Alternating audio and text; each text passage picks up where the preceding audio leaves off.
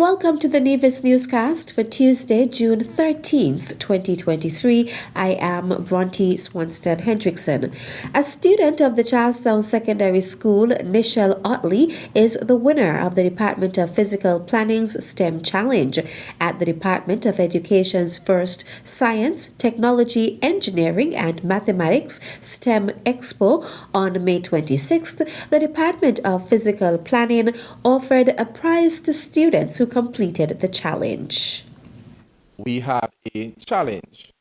That challenge entails presenting the students with a mock plot of land. We gave them a site plan. The site plan had a perimeter fence, it had housing, a building, septic tanks, garage, driveways. The challenge was that the student had to use the scale and the plan to set out the perimeter and the houses and the septic tanks with the setbacks. The person who completed that challenge in the shortest period of time was determined the winner of the challenge. Miss Otley would be awarded a gift voucher valued at $150 for a bookstore in Charlestown, M one-stop bookstore and more. We are hoping that Miss Otley would use this voucher to procure books or items related to science, technology, engineering, and mathematics. And we wish her success in her future endeavors. A delegation from the Department of Physical Planning, led by Director Diora Pemberton, presented Otley with her prize at a brief ceremony on June 9th at the school. Minister of Physical Planning, the Honorable Spencer Brand, who was also present, said he was pleased to be associated with the initiative. It is no secret that the Federation of St. Kitts and Nevis is pursuing STEM, science, technology, engineering, and mathematics. We feel that this is a critical component for the development of the island of Nevis, and by extension, the Federation of St. Kitts and Nevis. I am delighted that our planning department would have partnered with the Ministry of Education and offered this challenge, and I'm so happy that a female would have won this challenge. The construction field is not normally traditional field that female are often involved with. And I'm so happy that we have seen a female who would have participated and won that challenge. Principal of the Charlestown Secondary School, Jasmine Dorr, also congratulated Nichelle Otley for emerging the winner of the STEM challenge.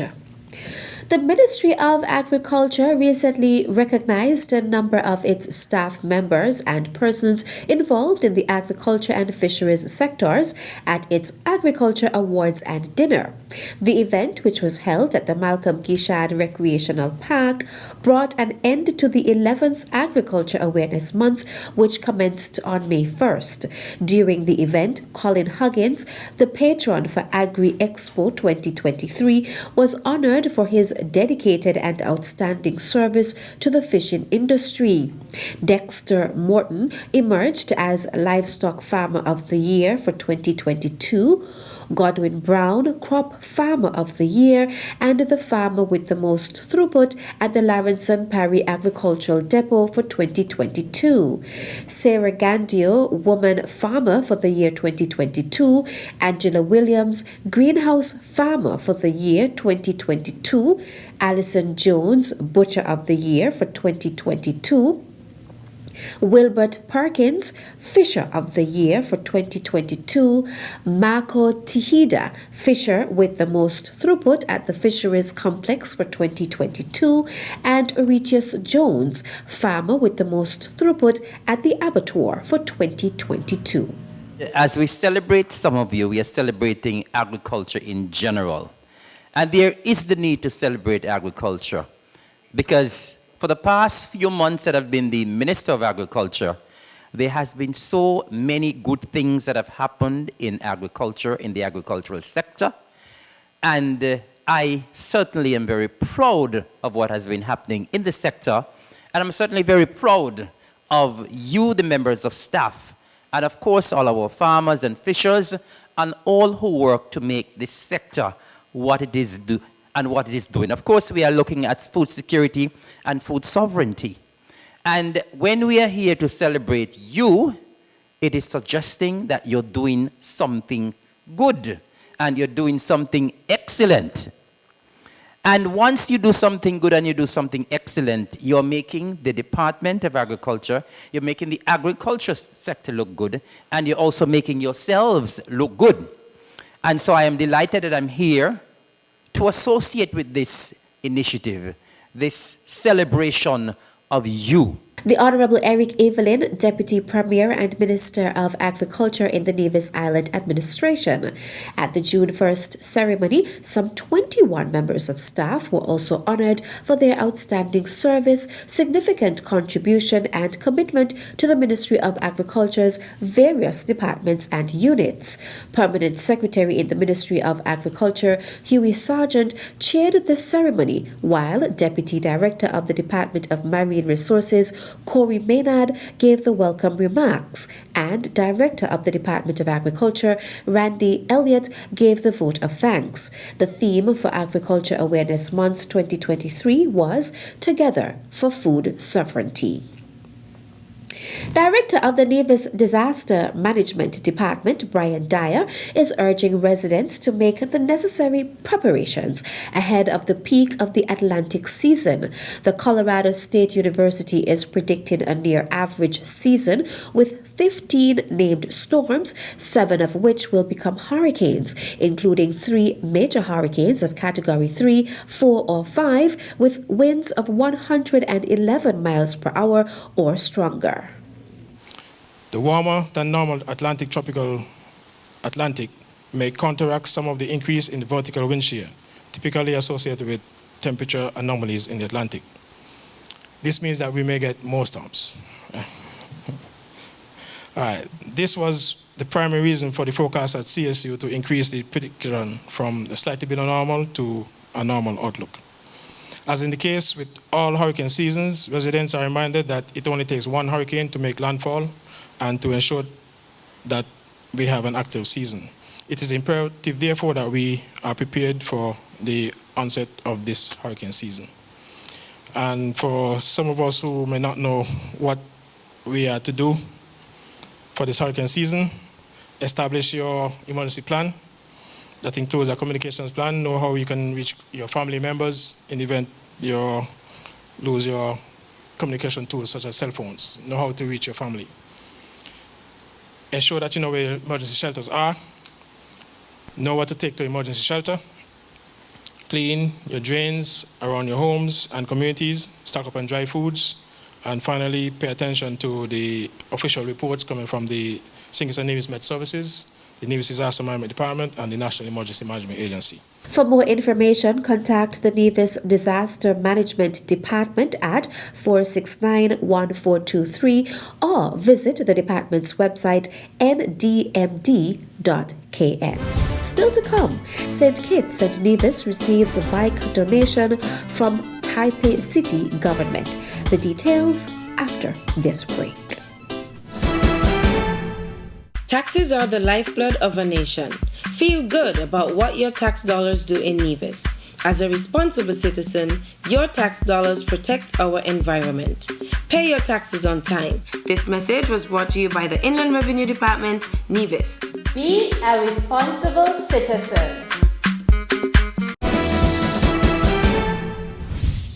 Welcome back. Prime Minister of St. Kitts and Nevis, the Honorable Dr. Terence Drew, gave an intervention on the topic of crime and violence on the issue of gun trafficking and its effects throughout the Caribbean during the recent U.S. Caribbean leaders meeting in the Bahamas. One of the major topics discussed was the issue of crime and violence within the Caribbean region, particularly gun-related crimes, including trafficking and homicides. Prime Minister Drew highlighted that a resolution is urgent. He reiterated his approach as Minister of National Security to tackle crime and violence as a public health issue. The Prime Minister shared with his fellow Caribbean leaders his decision to establish a national security task force incorporating various sectors of social development, national security, and education. Kamala Harris, Vice President of the United States of America, expressed the Biden-Harris administration's commitment to disrupting firearms trafficking in the Caribbean by interdicting illicit shipments of firearms and ammunition. She added that the U.S. Department of State is supporting the recently established Regional Crime Gun Intelligence Unit in Trinidad and Tobago, which facilitates collaboration and partnership among regional and international law enforcement agencies, including CARICOM, Implementation Agency for Crime and Security, and other international law enforcement agencies.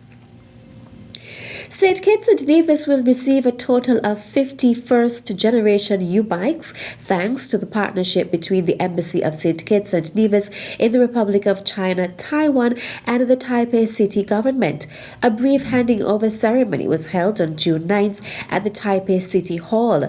Speaking at the event, the Federation's resident ambassador to Taiwan, His Excellency Donia Francis, thanked Taipei City Mayor Chiang Wang-ang and the Taipei City government for the donation.